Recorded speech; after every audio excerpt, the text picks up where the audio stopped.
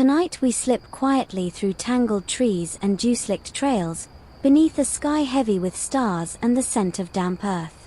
A soft rustle up ahead. Your feet slow. You freeze.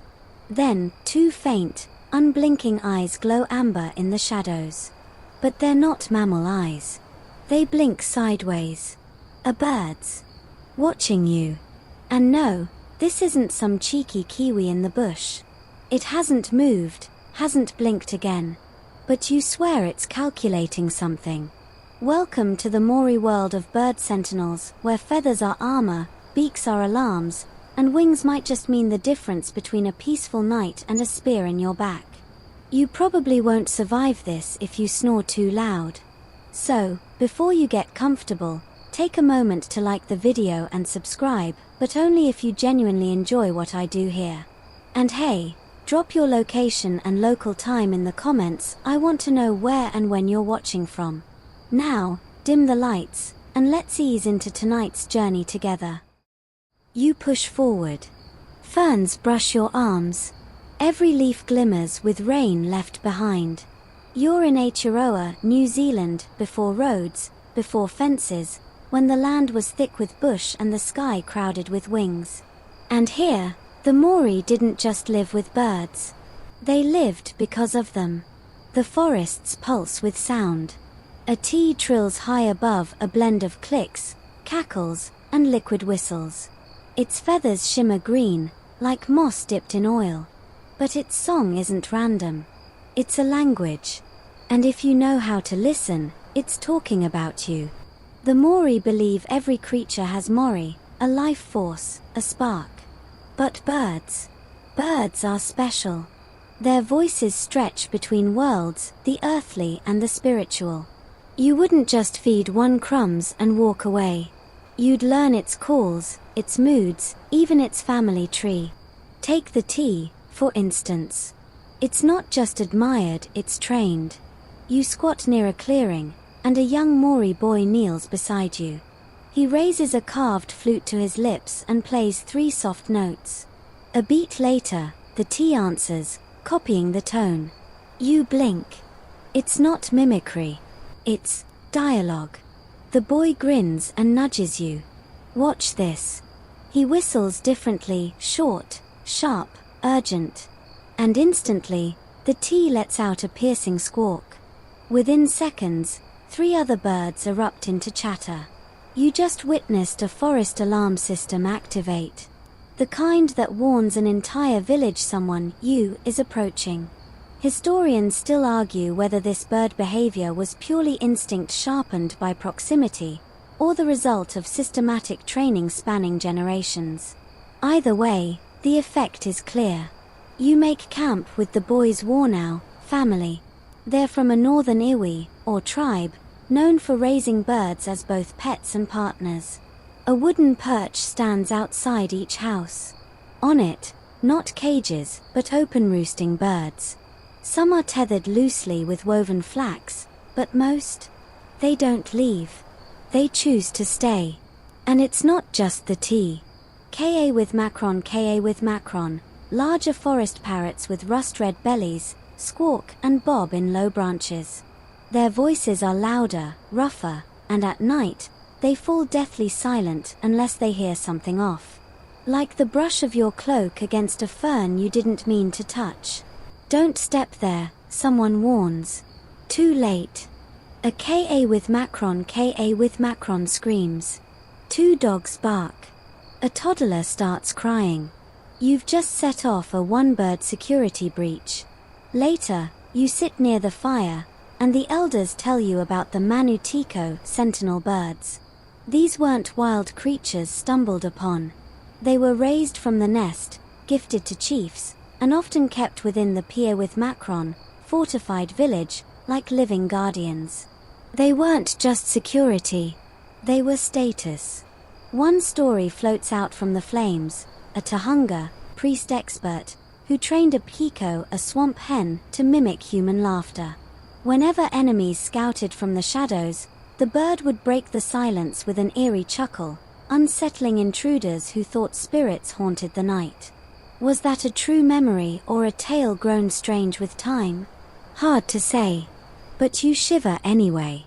You curl beneath woven flax blankets, the fire's glow dimming. In the trees above, feathers shift softly. You're being watched. Not by warriors. Not by ghosts. By sentinels with wings.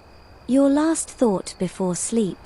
What if birds know more than we ever asked?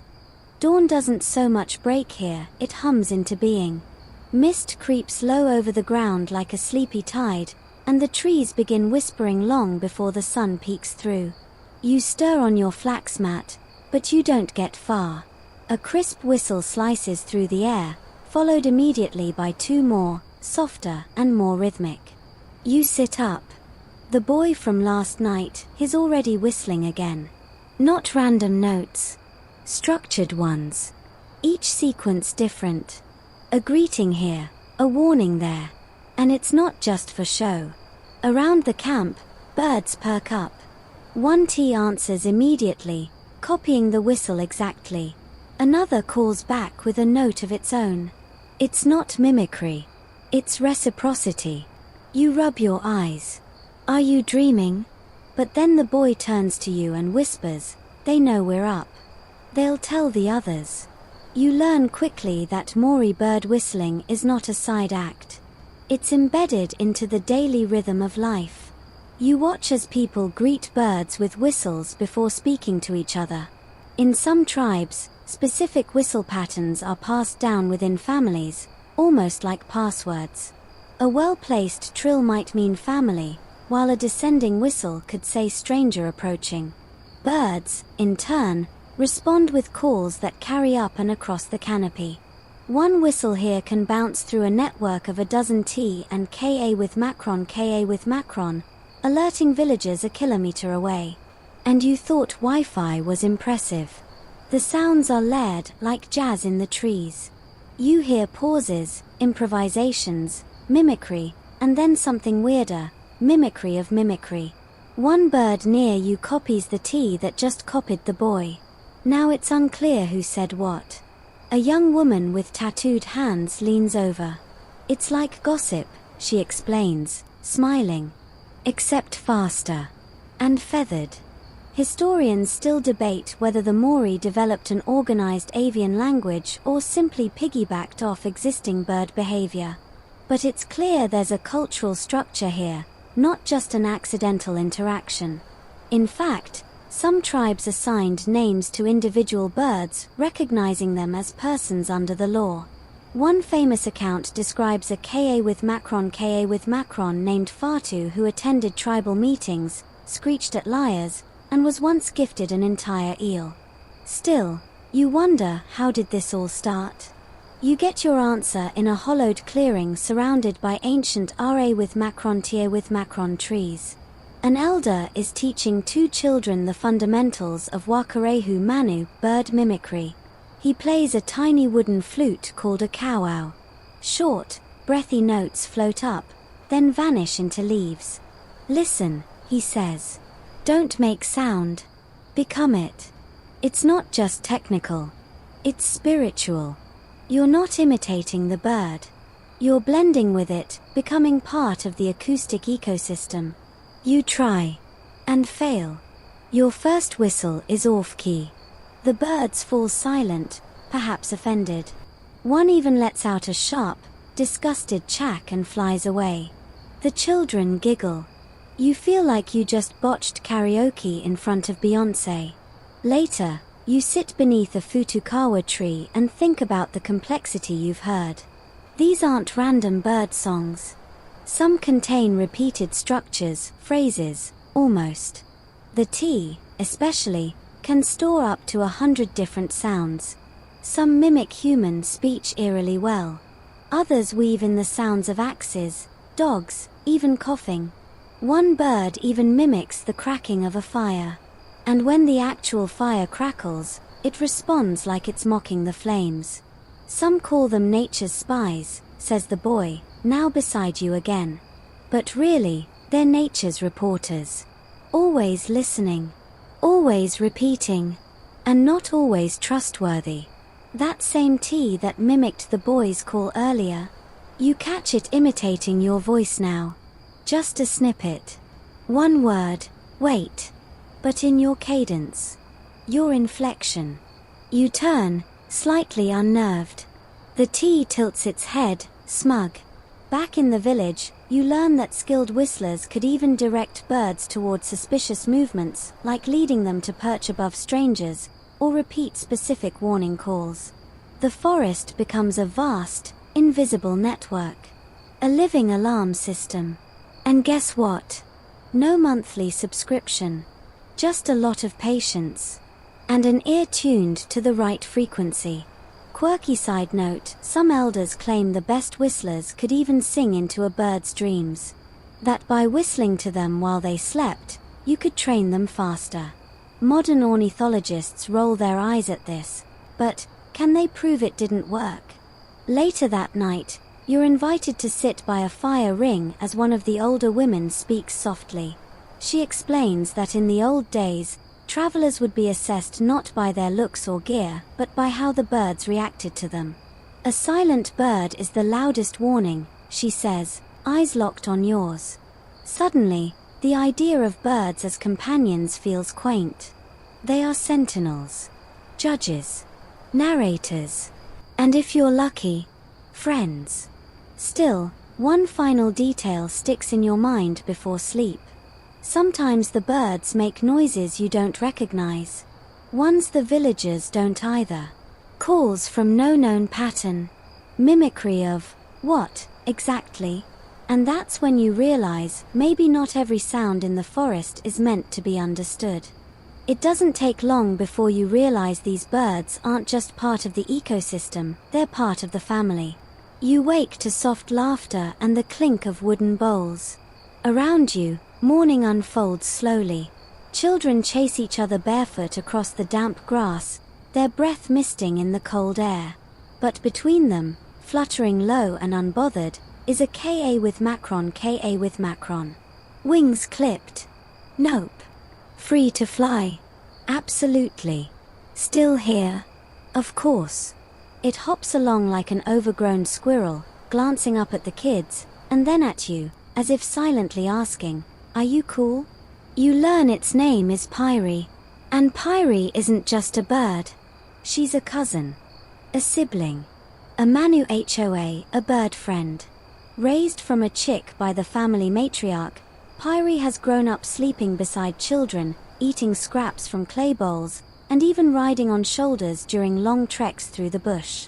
Her feathers are ragged from decades of life, her left foot a little crooked.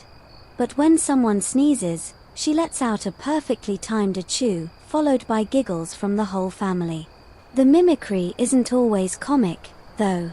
Once, when a child wandered too close to the edge of a ravine, Pyri shrieked, not a parrot scream, but a loud imitation of the mother's own panicked shout. Everyone froze.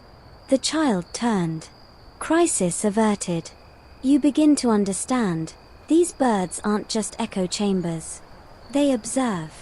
They choose what to repeat. And when. Historians still argue whether these trained birds were functionally domesticated, or simply imprinted on humans so deeply that their instincts shifted. But the results speak for themselves. Later that day, you're invited to a small gathering. Nothing ceremonial, just food and stories. You sit on woven mats, sipping something warm and slightly nutty.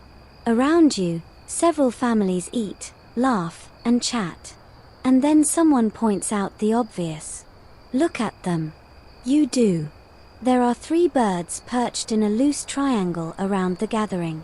A T, a Ka with macron, and a plump kira, or wood pigeon. None are interacting with each other. All are facing outward.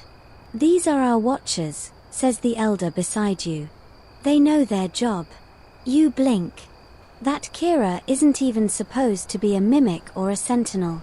It's a fruit-chugging goofball. But there it is, eyes sharp.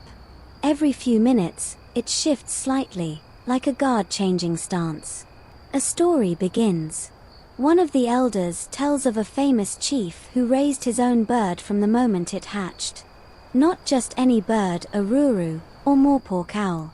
A night creature. The chief, they say, could walk through enemy territory with the owl flying silently above, alerting him to movement in the dark. Some claimed the owl could sense dishonesty, screeching only when someone nearby was lying. A lie detector with feathers. A wisecracking lie detector who only came out after dusk. The story ends with a murmur of appreciation, but you notice the debate it sparks. Some scoff. Others nod seriously. It's one of those tales where the line between fact and belief gets fuzzier than your flax pillow. Still, you ask the boy what happens if a bird leaves. He shrugs. If it's not meant to stay, it won't. Some go wild. Some come back. Some come back different. What does different mean, you ask? He doesn't answer. But later, you hear a different elder whispering about a manu that left during a storm, only to return days later, silent, trembling, and refusing to mimic any human sounds again. What did it hear out there? On a lighter note, you meet a woman named Moana who's raised more than a dozen birds in her lifetime. She swears each one had its own sense of humor. One Ka with Macron used to throw pebbles at my husband while he meditated, she says. But only at him. Never me. That bird knew who was slacking. She laughs, and so do you, but there's a truth buried there. These birds form bonds, play favorites, hold grudges. And yes, sometimes they gossip. One quirky tale involves a village bird who picked up a scandalous whispered conversation between two teenagers and repeated the juiciest bit right in front of their parents. You can guess how that ended. Spoiler, no more unsupervised night walks. The line between bird and family gets fuzzier every day. They sleep in your rafters, eat from your hands, and sometimes judge you from the windowsill while you try to flirt. They're also part of ceremony. Some tribes release a single bird before a journey or battle. If it circles once and flies back, bad omen. If it flies straight and doesn't look back, you're good. Birds even appear in birth rituals. A tea call heard during labor is believed to bring strength. A sudden owl cry might mean twins. Historians still debate how widespread these beliefs were, but oral traditions point to a deep interweaving of feather and flesh. And here's something else. These birds aren't just casual companions. They remember. One man tells you his family's Ka with Macron still mimics the voice of his late grandmother, clear, lilting, unmistakable. It's like she never left, he says. And when he says that, his eyes don't sparkle with legend. They glisten with real grief. The bird sits nearby, quiet, as if it knows. As night creeps in again, you curl under the stars and hear a soft chorus from the trees. Not loud, not frantic. Just present. Watching. Remembering. And you think, maybe this isn't their home. Maybe it's ours, borrowed from them. You're traveling now, guided by a quiet uncle who doesn't say much, but whose feet move over roots and stones like is made of mist. You're heading east, into the lands of the though. The deeper you go into Urawera, the more the forest feels aware. You can't shake it. The shadows don't just sway with wind, they seem to shift in rhythm with you. The birds don't just sing, they respond. Don't look up too fast, the uncle whispers. They'll know you're nervous. You look up. Slowly. A Ka with Macron perches high above. Burnt red belly. Pale crown. Watching you with the kind of stare that says, I know you stepped on that fern back there. Shame. You've arrived at one of the old strongholds of the Tho people, a tribe known for their intense relationship with the land and, more intriguingly, their birdwatchers. Not the kind with binoculars and notebooks. The kind who train birds like military scouts. You're welcomed in a clearing with open arms and wary glances. The elder here is a woman named Mihi. She's in her 70s, but you wouldn't challenge her to a foot race unless you enjoy being humbled by someone who can still climb a tree faster than you can finish a sentence. Come, she says. Time to meet the watchbirds. You're brought to what looks like a simple grove, but it's anything but. High above, wooden platforms nestle in the trees, raised perches for birds. Not cages. Not even traps. Just open stations where they come and go freely. A carved post stands in the center with dozens of tiny notches. Each one, Mihi explains, is a bird we raised and trained. She introduces you to 3 of the current sentinels. How, a T known for imitating the specific sneeze of a particularly suspicious trader. Rongo, a Ka with macron with a screech so shrill it has reportedly knocked over toddlers. And Tawito, a fat little Ruru, moorpork owl, who only speaks at dusk and sometimes whispers words no one remembers teaching it. They're not just watching. They're assessing. The Tho were known for living in isolated, heavily forested regions, especially during times of colonial conflict. Here, birds weren't just friends, they were an early warning system. And more impressively, they could differentiate between locals and outsiders based on movement patterns and even clothing. 1 flap for kin, Mihi says, 2 for stranger, 3 for danger. Historians still argue how systematized this behavior was. Some claim it was all anecdotal. Others believe the birds were trained using food rewards, mimicry sessions, and daily interaction so consistent it functioned like a military drill. You watch as Mihi whistles 3 times, short and sharp. How the T immediately flies to a specific perch and lets out a high-pitched clicking sound. A moment later, another T answers from the north. That means someone's coming, she explains. Sure enough, a minute later, a young man appears with a basket of tubers. How stops clicking the moment he sees the familiar face. You're still trying to remember where you put your left sock. These birds, they're running reckon. The real show begins after dusk. You're invited to stay in the PA with Macron overnight, something not offered to just anyone. You feel honored. Also a little nervous. Mostly because Tawito the owl keeps blinking at you like it knows your browser history. Around midnight, a game begins. One of the young scouts sneaks off silently into the woods. Your job, as the clueless outsider, is to try and track him. The others stay back. You think you're doing well. You tread quietly. You duck under branches. You even avoid a log you're sure was laid there to trip you. But then, just as you crouch behind a tree, a deafening screech erupts above you. It's Rongo. The clearing erupts in laughter. You've been spotted. Tagged. Disqualified. And very nearly peed yourself. Turns out, Rongo had been trained to shriek at specific scent cues. The scout. He rubbed your blanket on the underbrush hours ago. You never had a chance. Still, you're not embarrassed. You're impressed. These birds aren't passive pets, they're active participants in tribal defense. There's even a tale Mihi tells, barely above a whisper, about an ambush long ago. An enemy group crept toward the village by river under heavy fog. The Tho were outnumbered. But their trained birds, perched and waiting, let out the alarm pattern early. The tribe evacuated into the forest. By the time the enemies arrived, the PA with Macron was empty. A ghost village. The attackers burned the outer huts, thinking they'd won. But as they retreated, the birds followed, shrieking constantly, mimicking the enemy's own names. That's how we remembered them, Mihi says. So they could never hide again. Whether that tale is true or stretched by time, you can't say. But you believe it.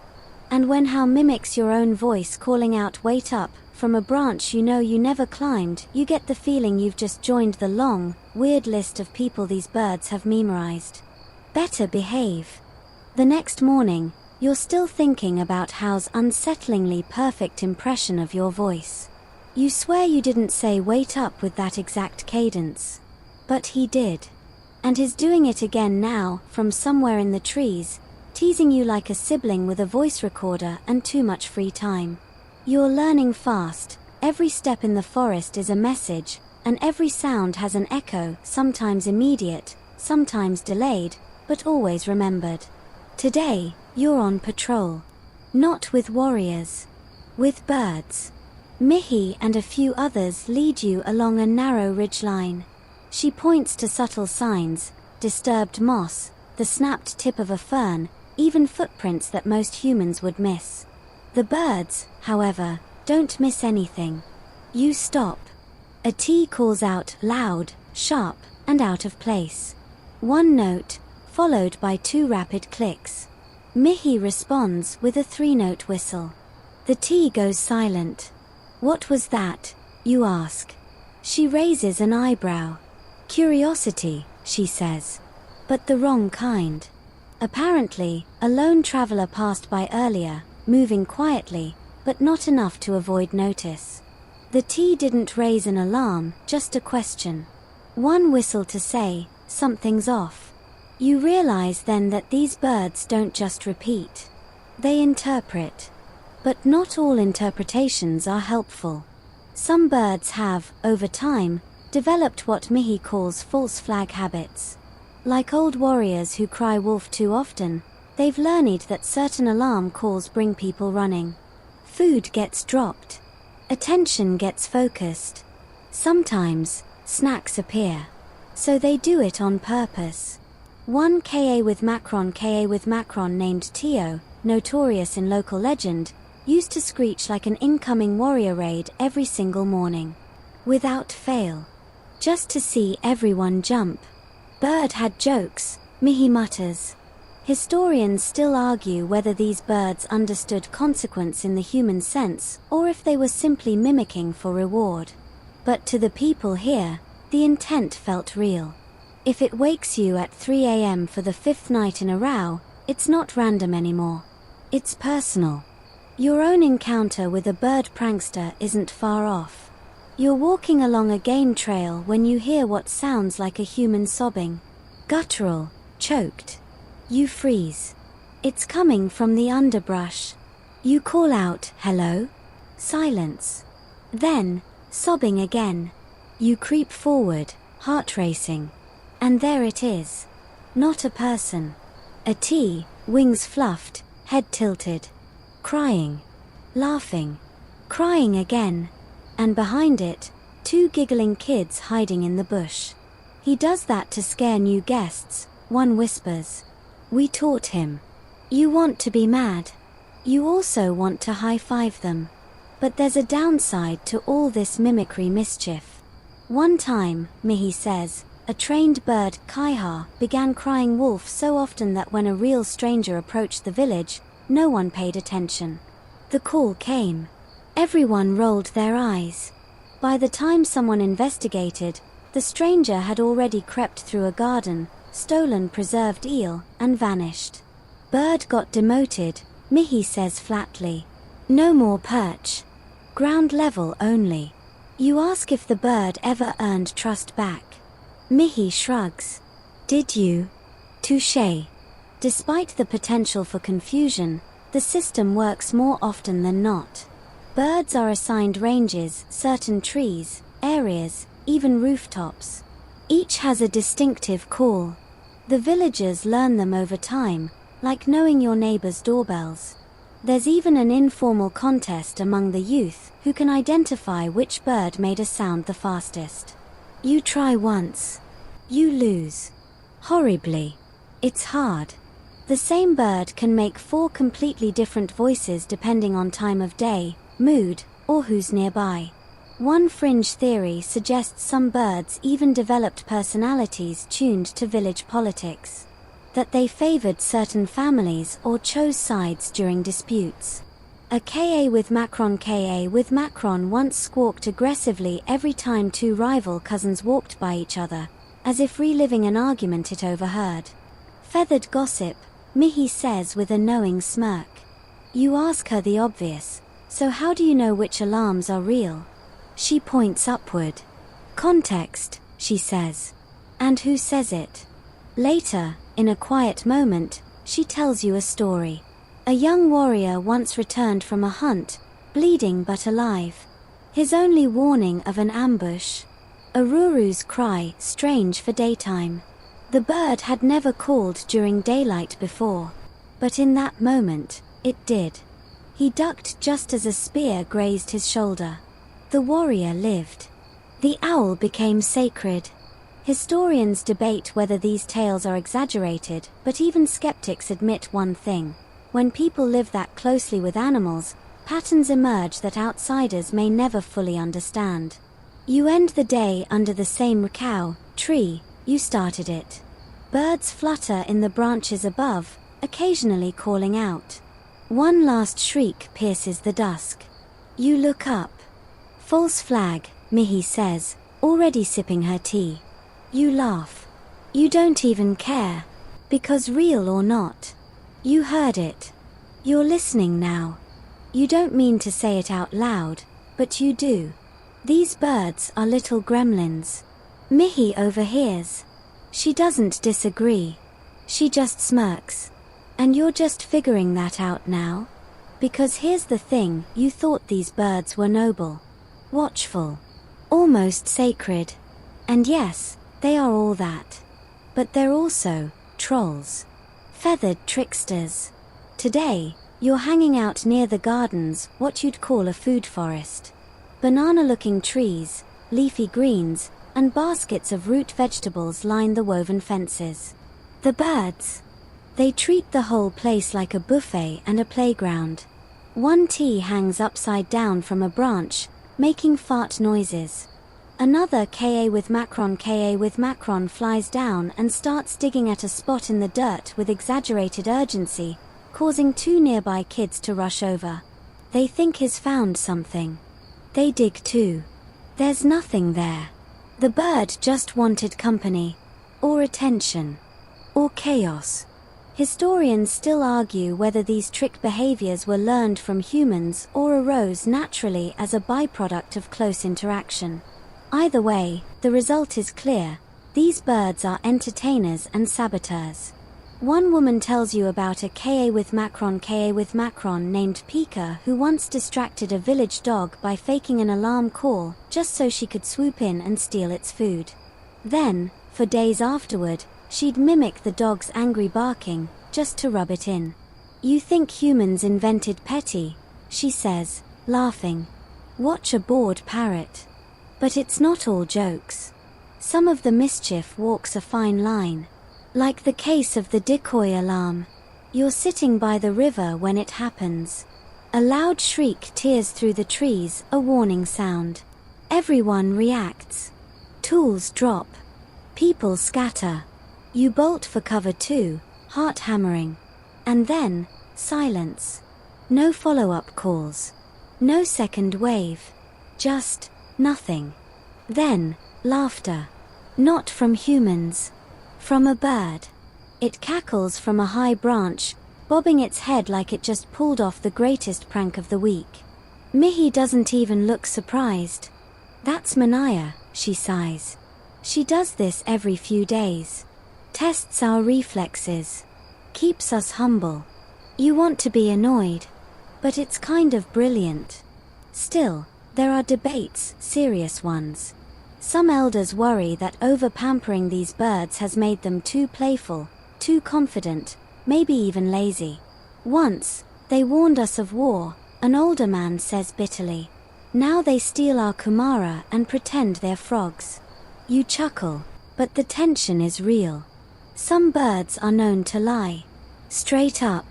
A kira named Coco would perch near the cooking hut and mimic the specific tone of the head cook calling, "Ready." Villagers would rush in, bowls in hand, only to find Coco alone, blinking innocently. She did this daily. But one day, her prank backfired. She called "Ready" during an actual food shortage. Tempers flared. Feathers were ruffled. She was exiled to the orchard for a week. Did she learn her lesson? You ask. Absolutely not, the cook snorts. She just changed the voice. You realize, these birds aren't just acting out learned behavior. They're adapting, experimenting, testing boundaries. Like any clever trickster, they know when to push and when to pause. One particularly fringe story tells of a tea who, for weeks, imitated the sound of a missing child's voice. The family believed it was haunted. The bird eventually stopped, but not before sparking an entire generation of legends. Still gives me goosebumps, says a younger man who was a kid during that time. We'd hear it calling from nowhere, "Mum, Mewum." He shivers. So do you. Even modern scholars struggle to explain this. Some think the birds accidentally picked up distress sounds. Others believe mimicry was reinforced by the family's reactions. But no one knows for sure. Because here's the uncomfortable truth. The more time you spend with these birds, the more you get the sinking suspicion they're watching you learn, too. They know what scares you, what makes you laugh, what makes you jump, and they use it.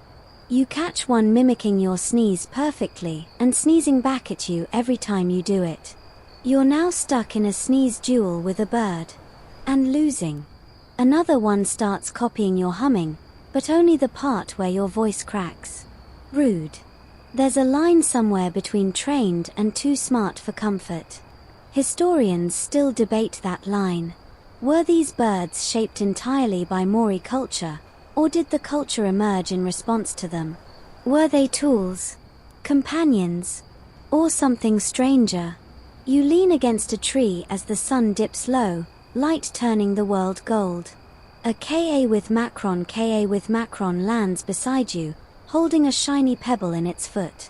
It offers it, pauses, then snatches it away and flies off laughing. You've been had. Again. But you smile anyway. Because in the heart of the forest, with no phones or fences, a bird stealing your pebble feels like the best kind of welcome. It's dark when the story starts. Too dark. The kind of night where every branch creak sounds like a footstep, and your own breathing seems suspiciously loud. You're lying awake, staring up at a sky woven thick with stars and questions. Beside you, a tea lets out a soft, ticking noise like a wind-up toy hesitating. Then it happens. A single, bone-chilling screech tears through the night. Not the playful mimicry from earlier. Not a test. This one is real. The entire village jolts awake. People spill out of huts, faces tense. And just as quickly, stillness. No follow-up calls. No attackers. Just the weight of that one cry hanging in the mist. Later, Mihi explains what you felt. Not just a warning, but a betrayal. And then she tells the story of the cursed nest. You're not sure you're ready, but the fire crackles, and the tale begins. Many years ago, a young chief named Maori, ambitious and desperate to impress his elders, decided to fake a sentinel bird. He had no bird of his own, no trained Ka with Macron, no gifted tea. So he built a cage. Trapped a wild Ka with Macron, painted its feathers with ash to make it look sacred. Then he trained it, forcefully, using threats and hunger. The bird learned. But not in the way he wanted. It began mimicking all the wrong things, the chief's private insults, the sound of crying children, even the moaning of an old widow in the next hut. People laughed at first. Then they grew quiet. It wasn't just mimicry, it was mockery. The bird exposed private thoughts. Then it began to lie. It screeched when no one approached. It called false alarms during sacred rituals. It mimicked the voice of the chief's own dead father, saying things the man never would have said. The villagers whispered, the bird was cursed. One night, the alarms didn't come. A raiding party snuck in. Lives were lost. And the Ka with Macron, found dead in its cage the next morning untouched, eyes open, feathers twisted unnaturally. Some say the enemy never saw the bird. Others say it invited them in. Historians still debate whether this story reflects a real event or a symbolic lesson about control and pride. But no one in that region has tried to fake a sentinel bird since. You sit very still by the fire. The birds around you rustle softly in the trees.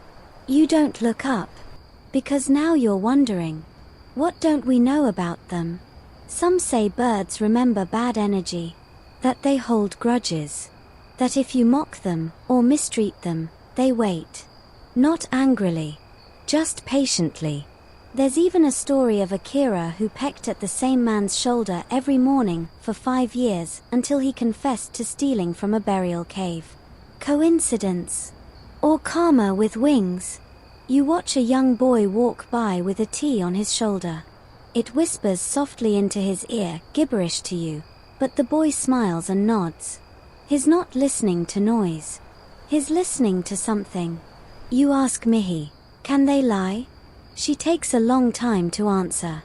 Not like us, she finally says. But they can decide what truth is worth sharing. You think back to that mimic owl, Tuito. The one that only speaks at dusk. Tonight, it makes no sound. Later, by yourself, you venture just outside the main path. You need space, air, clarity. That's when you hear it. Your own voice. Calling out. Just a few meters ahead. Over here, it says. Calm. Confident. Yours. You freeze. There's no one there. Then the voice shifts, just slightly. It's still you, but stretched. Slower. Mocking. And the forest falls completely silent. You back away. Slowly.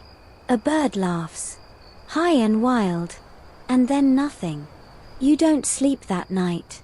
Not because you're afraid of birds, but because you suddenly realize they're not just mirrors. They're memories. With wings. The next day, the birds pretend like nothing happened. They're back to their old tricks, sneaking bits of dried taro, play fighting on the rooftops, mimicking the sound of a cough just as someone takes a sip of water. Harmless fun. But you can't hear what you heard last night. That voice, your own voice, slightly wrong, still echoes somewhere in the base of your neck. It wasn't just mimicry. It felt personal. Like a test. Like a reminder. Today, the air is heavier. The clouds sit low, pressing on the ridgelines, as if the sky is eavesdropping. You're headed to another village, one known not just for training birds, but for breeding them. This is where the real experts live. The Manu Tahunga bird masters. Your guide this time is a wiry man named Toma, who wears a flax cloak so worn it looks like it's grown into him. He doesn't talk much on the trail, but the birds flit behind him like an entourage. Don't stare at them, he says over his shoulder. They're shy. Until they're not. You arrive at the new pier with Macron, nestled near a steaming creek and shaded by towering kahikatea trees. The birds here are quieter, more focused. No tricks, no laughter. Just the steady hum of training. Each bird has a name, a role, a perch, and, surprisingly, a schedule. You watch as a teenage girl calls a sequence of 6 birds using nothing but a carved bone whistle and a leather strap flicked in rhythm. The birds respond like dancers. One by one. No hesitation. Toma nods toward her. She'll be a Tahunga soon. You blink. This isn't just playful companionship. This is discipline. There are drills here. Morning call. Midday patrol. Evening report. The birds fly a specific route around the forest perimeter, returning only if they sense a disruption. You sit beside a small stone platform where a Ka with Macron pecks carefully at a grid of colored shells. A puzzle. A code. You can't tell. One of the elders, a woman with eyes like polished stone, leans close and murmurs, This one chooses the shell pattern based on scent. What for, you ask? To identify whose footsteps passed here last. You're not even surprised anymore. Historians still debate whether this village developed advanced avian intelligence, or whether these stories are exaggerated by centuries of oral tradition. But as you watch another bird mimic the exact jingle of Toma's knife charms, you realize something. Whether it's fact or fable doesn't matter if the results work. The line between myth and training blurs even further when you witness a naming ceremony for a new chick. It's not just symbolic. It's functional. The bird is introduced to the entire community, formally. Its name is spoken by every family member. It is fed a small piece of cooked kumara from the elder's hand. It's sung to. Not for fun. For familiarity. We feed the name into them, Toma explains. So they know who they belong to. Who belongs to them. And the truly eerie part? The birds remember. Years later, they'll still respond to voices from this ceremony. Even if the person has changed. Grown. Aged. You meet a man who hasn't returned in 20 years. He left for Auckland. Raised his kids in the city. Now his back and the tea raised during his childhood flies straight to him. No hesitation. No confusion. It sings the song his grandmother used to hum. He weeps, and you understand. This isn't just animal behavior. This is ancestry. But it's not all touching reunions. Some birds, it turns out, remember conflict. One Ka with Macron named Moko refuses to land near a certain family.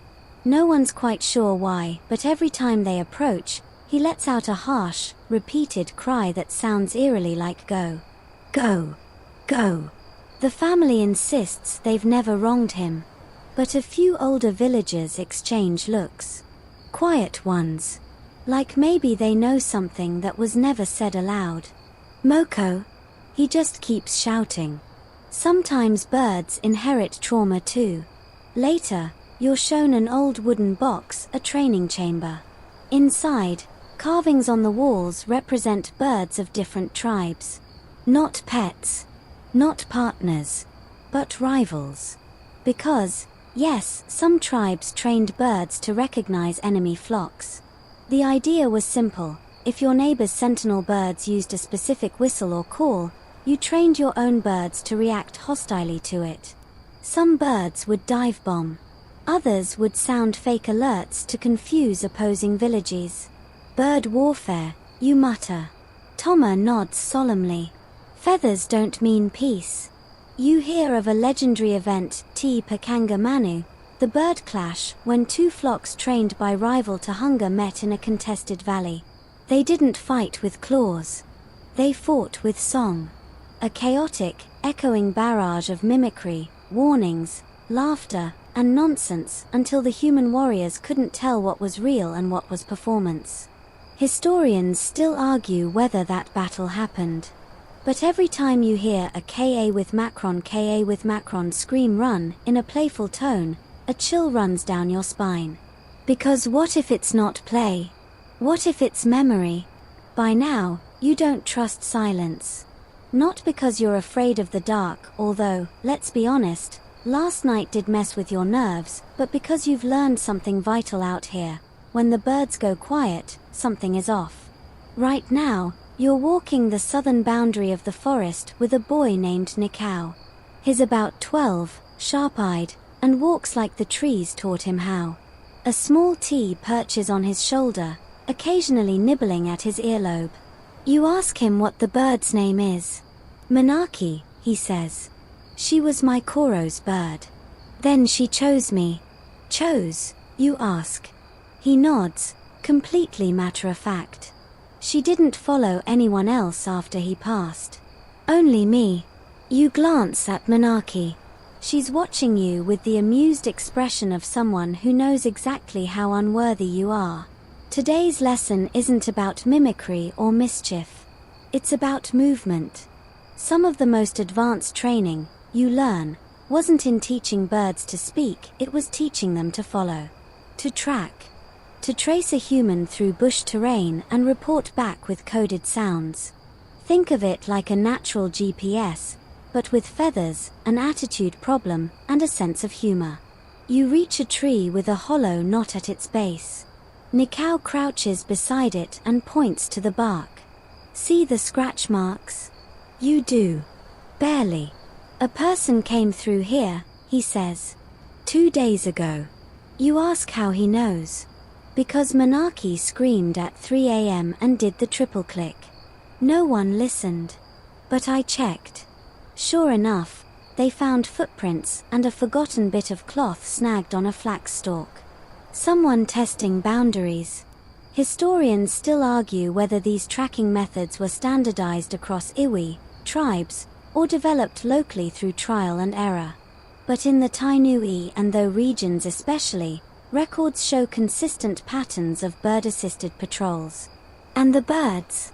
They don't just fly randomly. They shadow. Nikau throws a small stick across the trail. Manaki shoots off his shoulder, dives, loops once, and returns, clicking. He smiles. She says nothing's behind us. You're stunned. Wait, that's how she says nothing? He nods. 2 clicks, low pitch. The calls vary, bird to bird, family to family. But the core idea is consistent. The forest is a conversation, and the birds are its messengers. You ask what happens if the bird doesn't return. Nikau's smile fades. Then you go quiet too. That night, you meet Kaya, a woman in her 60s known for training what locals call the shadows. These aren't your chatty tea or comical Ka with Macron. These are the quiet ones. The observers. The Ruru. Moorporks. Night owls. Whisperers of the dark. Her compound is small, near a cliff overlooking the sea. She raises no more than 5 birds at a time. All owls. They don't mimic, she says. They remember. Kaya trains them not with sound, but with space. She walks paths with them every day, the same trails. She hides items. Alters routes. Times their return. They learn through rhythm, not reward. One owl, she says, once followed an intruder for nearly 5 kilometers. Came back exhausted. Refused to fly for 2 days. How do you know it followed someone? You ask. She opens a woven pouch and shows you, a piece of blue thread and a small carved button. The man lost them, she says. The owl brought them back. You sit very still. Because it's one thing to hear a bird imitate you. It's another thing when it starts bringing you evidence. And if you're wondering, yes, the man was caught. There's something chilling about the Ruru. They don't make a show of things. They don't play games. They watch. And when they call, it's a sound that curls down your spine like a slow wind through a hollow bone. You ask Kaya if the owls remember people's faces. She says nothing. Just stares at you. Later, as you're settling to sleep in a nearby hut, you hear the soft, rhythmic call of a Ruru outside. 1, 2, 1, 2. Then silence. You don't know what it means. But your heart answers anyway. You're deep enough now in this world to know when something's been noticed. And when it's been understood. There's a reason the Maori didn't just call these birds helpers or pets. They called them kaitiaki, guardians. Not always physical.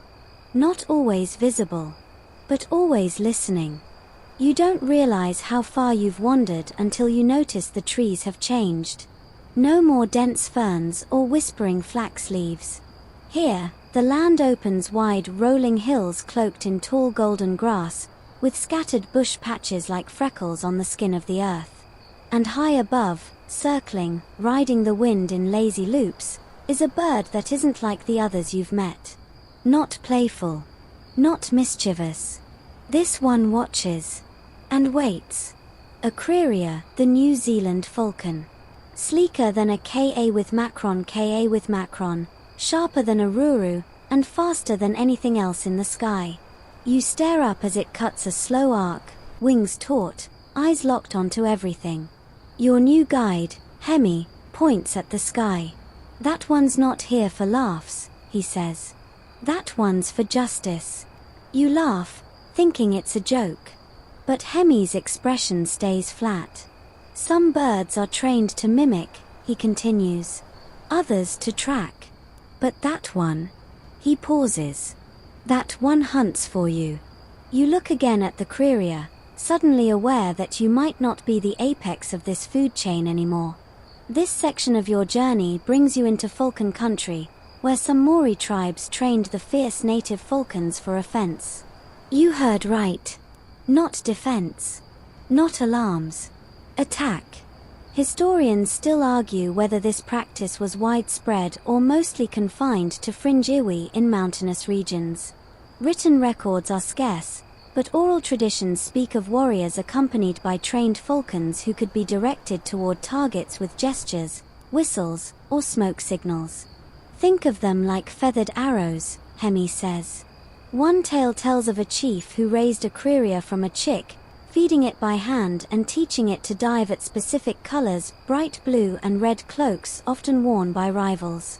Before battle, he'd let the falcon loose to sow chaos in the enemy ranks. Even if it didn't wound anyone, the psychological effect of a screaming blur of talons was enough to scatter formations. You want to ask if that's just legend. But then Hemi lifts his arm and another Creria lands gently on it, feathers ruffling as it settles. You watch as he whispers something to the bird, then gently tosses a thin stick into the field. The falcon launches, swoops, and shreds the stick mid-air before landing again without a sound. Okay. Not legend. Not entirely. Training these birds, you learn, isn't like teaching a ka with macron to say good morning or a ruru to follow a trail. This is a relationship based on respect, not affection. You can't joke with them, Hemi warns. They don't do jokes. A young woman named Aria shows you how the training works. It's intense. Each falcon is introduced to specific signals, hand movements, wrist snaps, small mirrors flashed briefly in the sunlight. The birds memorize sequences, light, gesture, call, movement. They don't come to your whistle out of love. They come because they've calculated the outcome. One quirky detail, Aria wears different cloaks depending on the session. Some days striped, some days plain. The birds seem to notice, altering their behavior slightly with each pattern. "You're telling me they're fashion conscious?" you ask.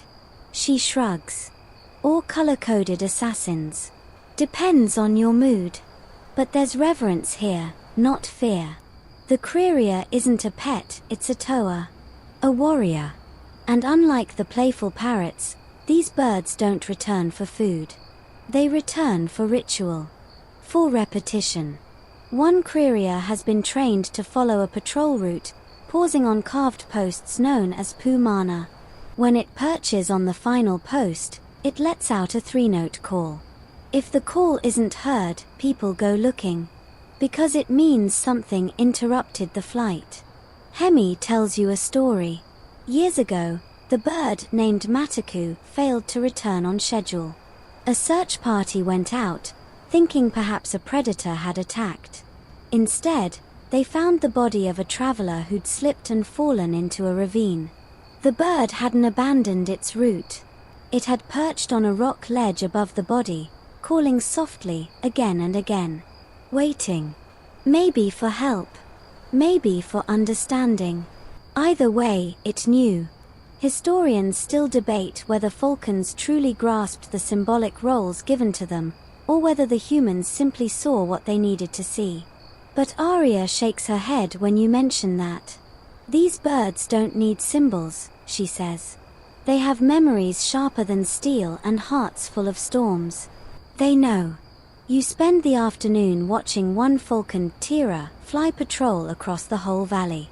She loops with such precision it feels pre-programmed. But at the final turn, she shifts suddenly. dives low. Moments later, she returns with a limp stoat in her talons. Pest control. Accidental or intentional. Who cares? She's done her job. That night, you sleep under an open sky. There are no mischievous tea calls. No whispering owls. Just the occasional flap of wings high above. Somewhere, a falcon flies in wide circles over the land. It doesn't mimic. It doesn't joke. It watches. And the land feels safer for it. You've heard the birds sing. You've seen them track, spy, prank, and protect. But today, you learn that some birds don't just live with the Māori. Some birds die with them. You're in a high plateau now, the trees thinned and warped by wind. The huts here are smaller. The voices quieter. You're at what the locals call a waitapu, a sacred site. Not just any sacred site. A burial place. You're told not to speak loudly, not to step past certain stones. The air here doesn't move the same way. Even the birds keep their distance. Well, most of them. There's one. A lone ruru, perched on the edge of a carved post. It stares. Doesn't blink. Just watches. Your guide now is a roha, a woman whose voice sounds like it's been carved out of smoke. She doesn't speak unless she has to.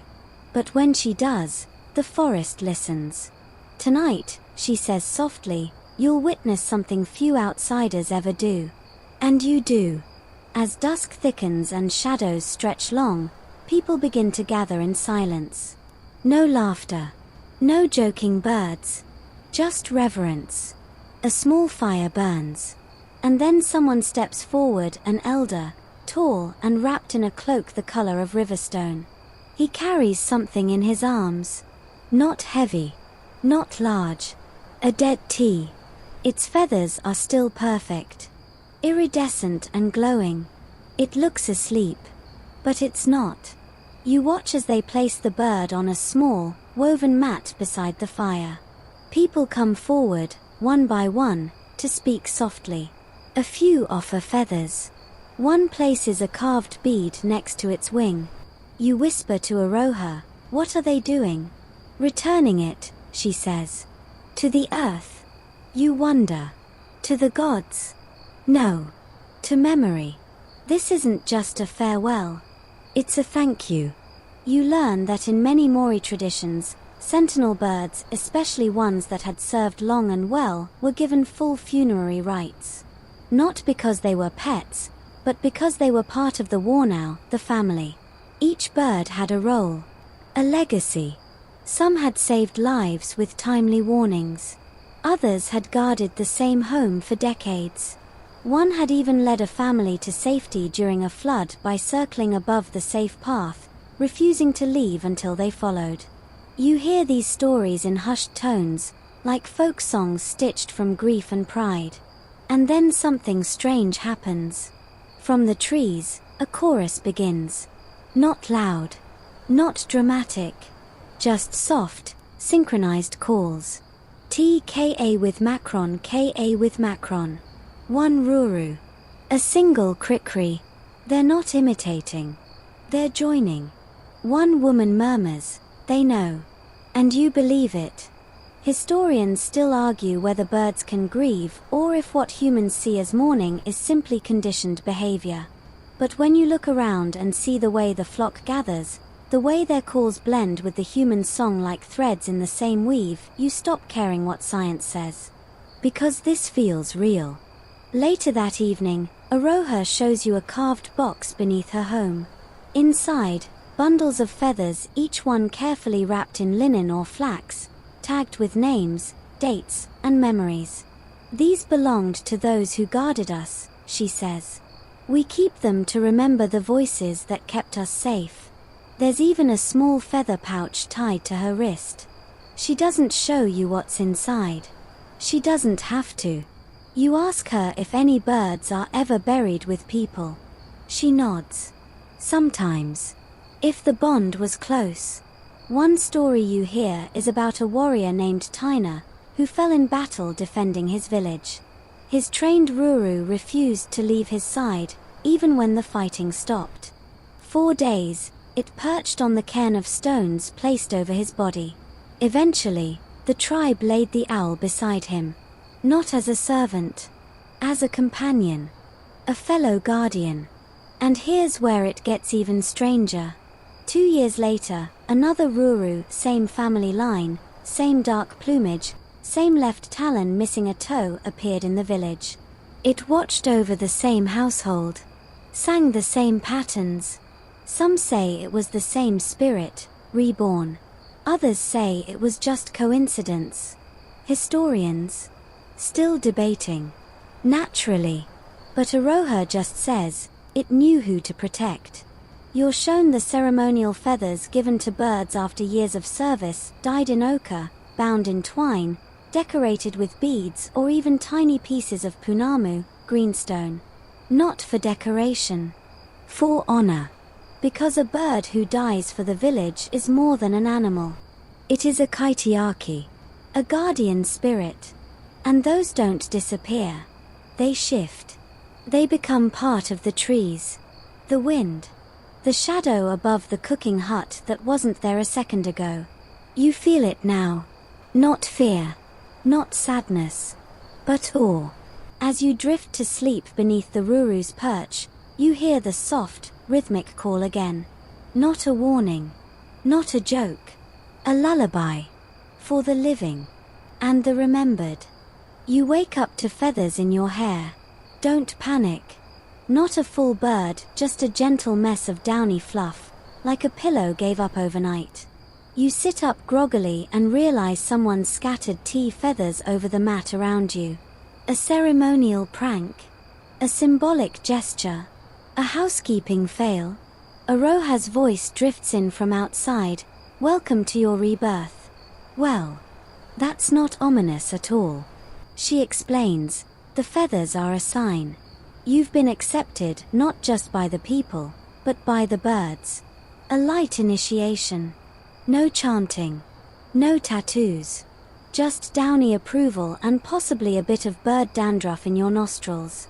You step out into the morning sun, feeling a little more connected and a lot more itchy.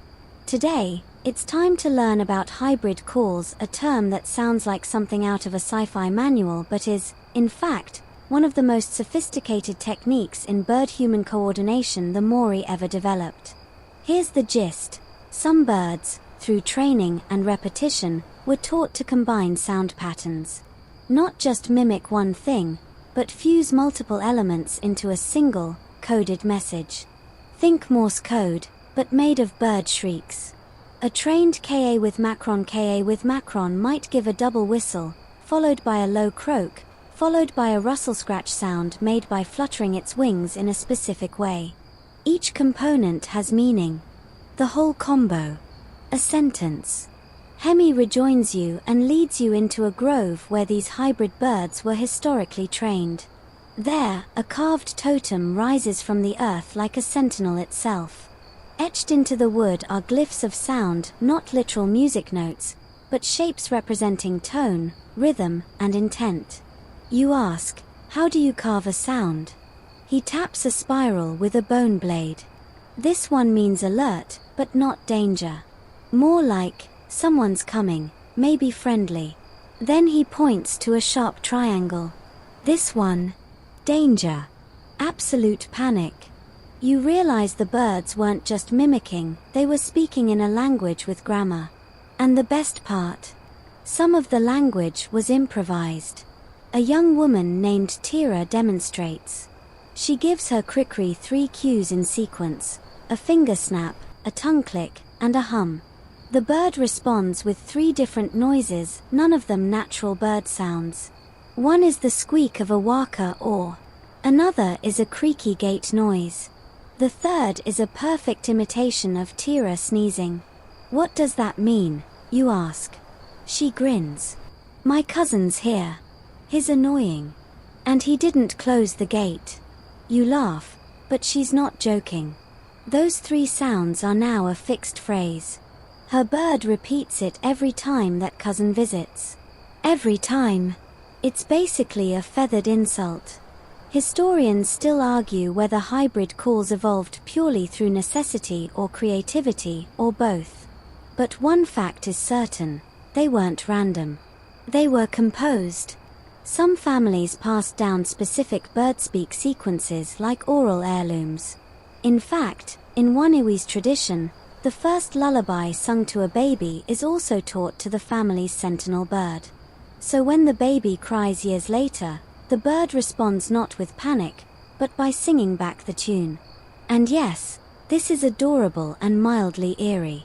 Like if your nanny cam started singing your grandma's lullaby.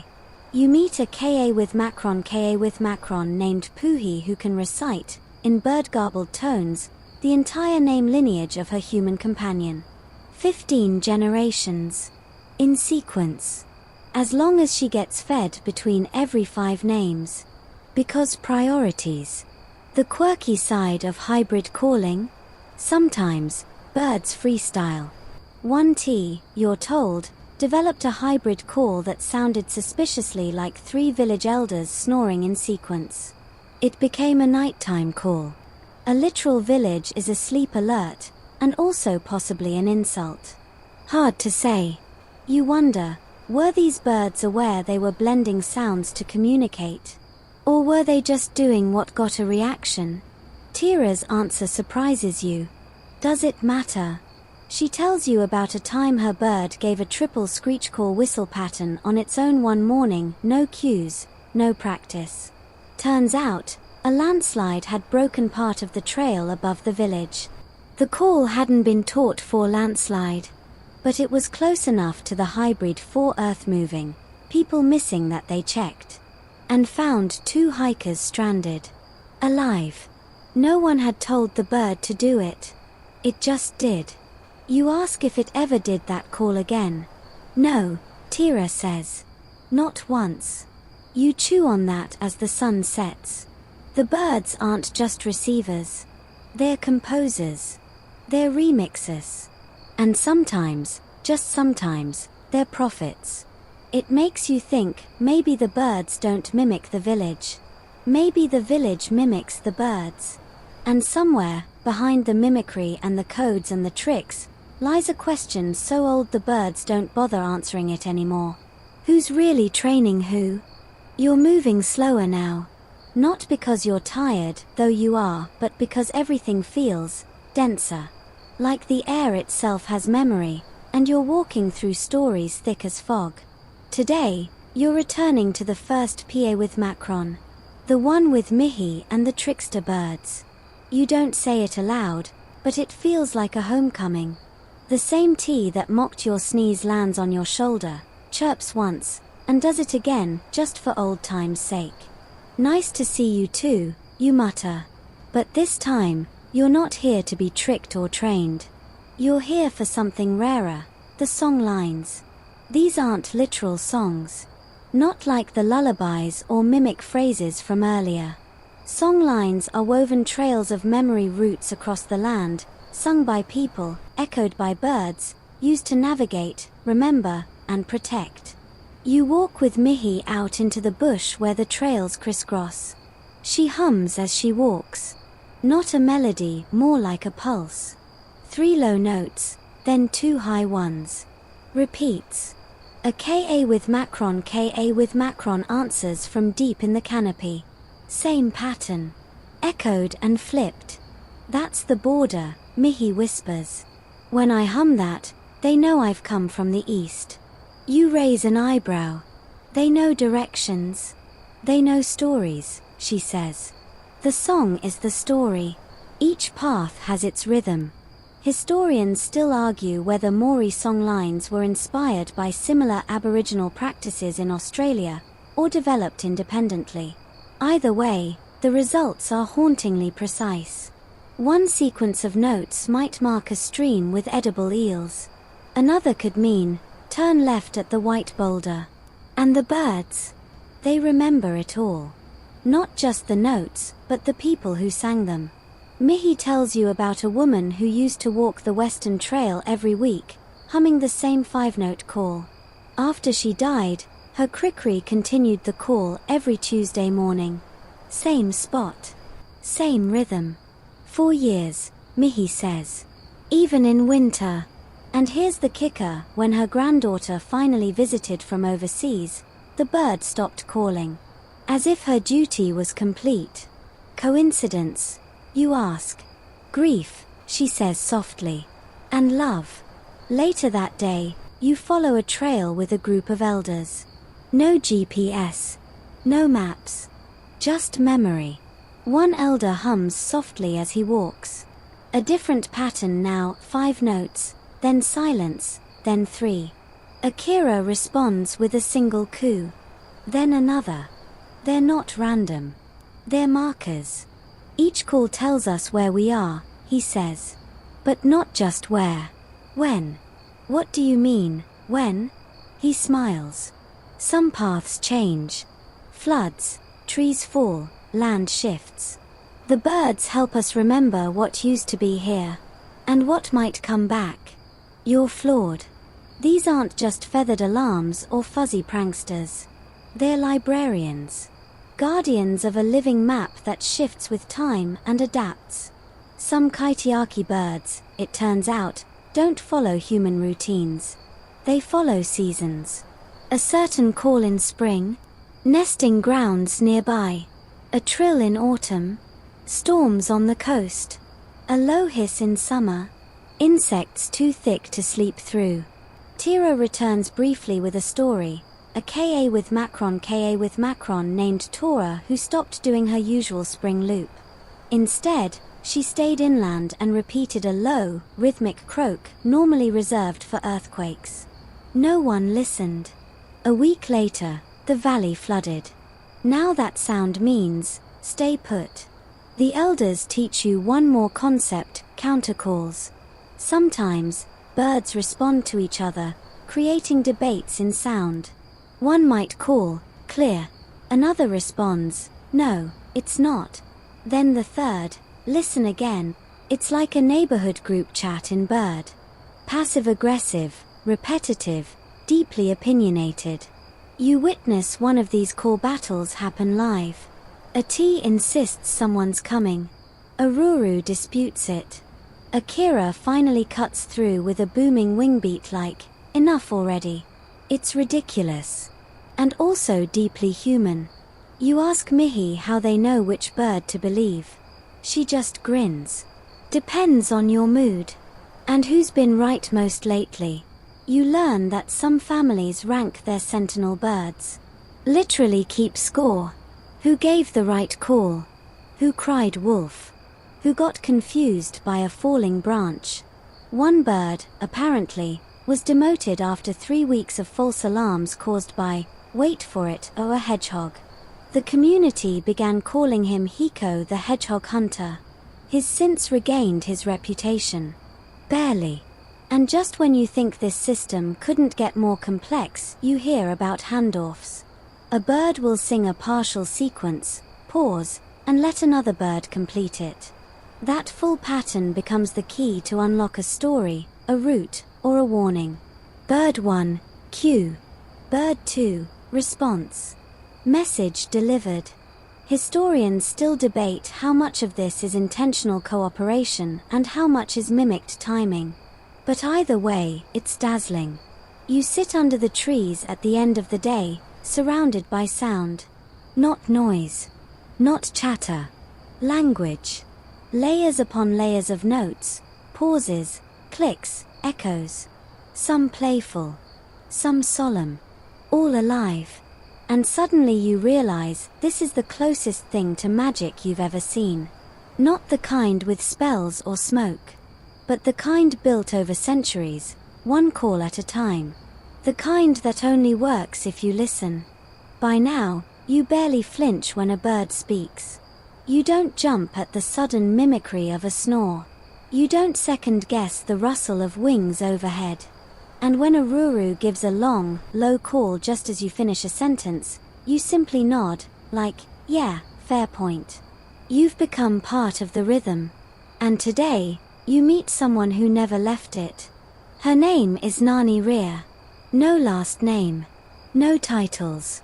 Just Rhea like to fly. Which is fitting, because every bird in a 5-mile radius seems to know her.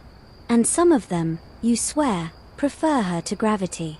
Her home isn't even a hut. It's more like a nest. Woven branches, hanging charms, ropes strung with gourds and shells that chime whenever a bird lands nearby. Which is often. She greets you with a wink and a slice of kamara.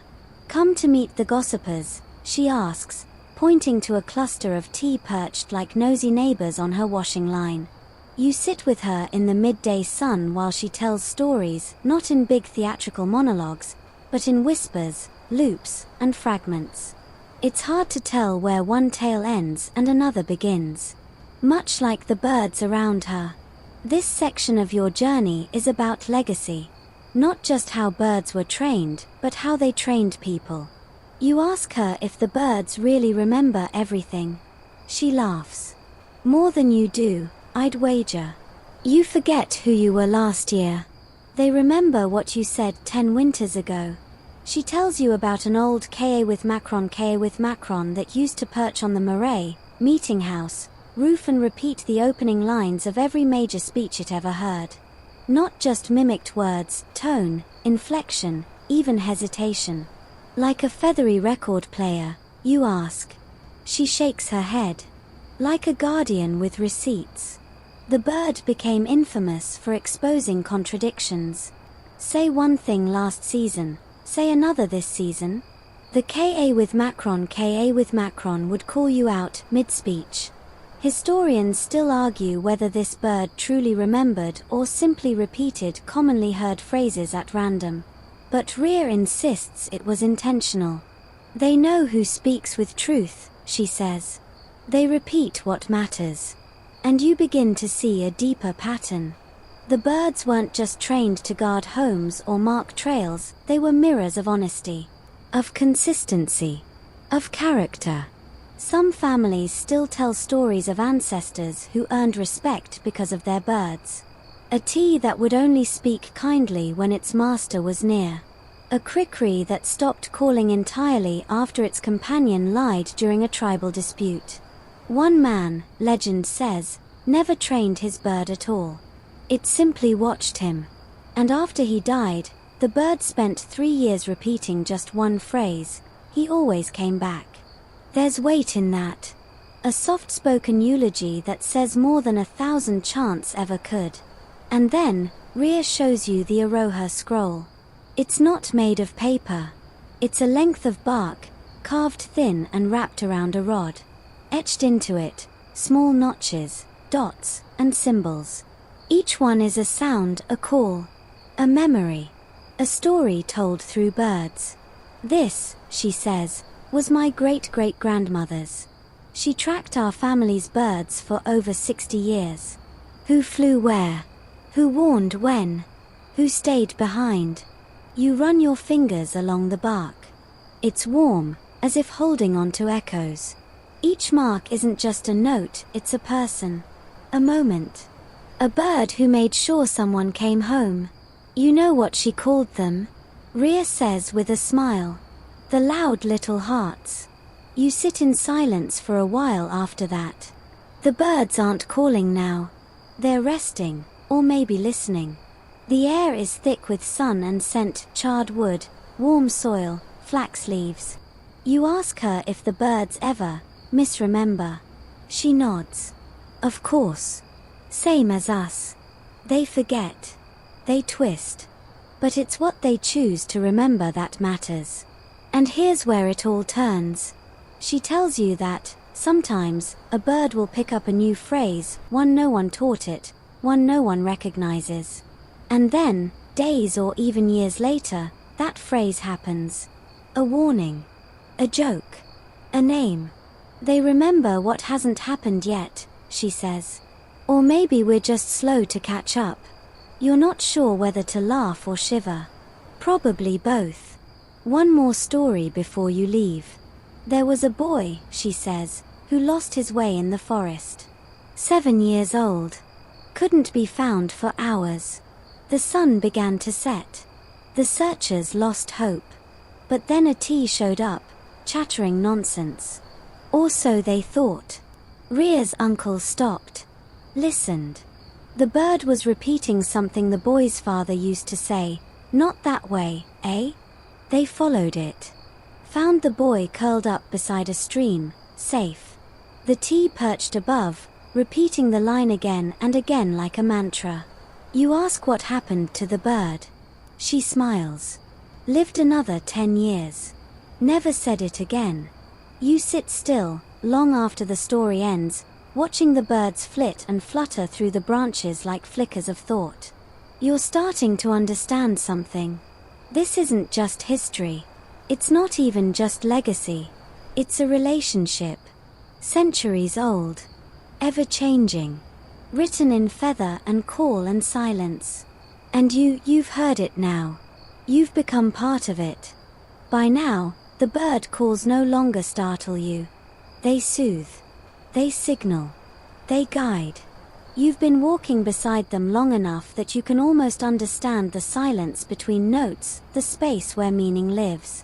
This morning, the forest is quiet. Not with dread. With waiting. Like it knows something's coming to an end. You're back where it all began, at the first pier with Macron, with the same carved gateposts, same sweeping hills, same rustling flax.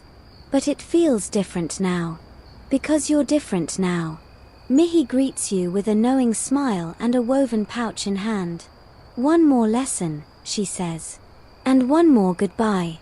You follow her through the village, past the smoke of the morning fires, the children laughing under the watchful eye of a T who, naturally, imitates their scolding auntie with flawless sarcasm. You hike uphill toward the high ridge, the same place where the sentinel posts stand. Remember those? Long ago, when you were just a curious visitor and the birds seemed like tricksters instead of teachers? Now you see them for what they really are, witnesses. Each post still holds its bird. The watchers. The ones who warned. The ones who listened. But today, you learn something unexpected. These birds didn't just guard villages. They helped build them. And not just physically, though yes, some were trained to help carry twine, drop seeds, alert for tools left behind. But more importantly, they shaped how the village thought, remembered, and reacted. You sit beside a Kaumchua, a village elder named Paura. His voice is like gravel softened by rain. He explains that for generations, sentinel birds influenced how decisions were made. If the bird went silent, he says, we waited. You blink. Waited for what? For the land to speak clearly again. Mihi adds, if the T didn't sing in the morning, we didn't set off for war. You let that settle. The idea that human decisions, fierce, life-changing, dangerous decisions, paused for a bird's silence. Historians still argue whether this was purely superstition or a form of environmental attunement. After all, birds often react first to earthquakes, storms, and other shifts. Were the Maori simply reading nature better than the rest of us? Or had the birds become something more than weather vanes and early alarms? Symbols. Spirits. You watch a kira land heavily on a nearby branch. It flaps once. Coos. Then sits. Solid. Grounded. Like it's always been there. There's a kind of wisdom in that wait. You're shown the final sentinel call, a sequence taught to birds who served until the end of their lives. It's not loud. It's not showy. 3 soft notes. 2 wing flutters. Then silence. The pattern was used to signal peace. As in, you can rest now. Some birds gave it at the end of a patrol. Others in their last days, when they stopped repeating mimicry and simply stayed. Paura calls it the last feather. One story you hear is about a bird who gave that sequence the night before a village fire warned the people to stay awake. Most of the village survived. The bird didn't. They carved its pattern into the central poo the next morning. It's still there. And now, Mihi asks if you want to leave a mark. She hands you a small piece of bark, soft and pliable. A carving stone. A pattern already forming. It's not a big gesture. It won't go in a museum. But it will stay here, tied to the post, a whisper in the wind. So you carve.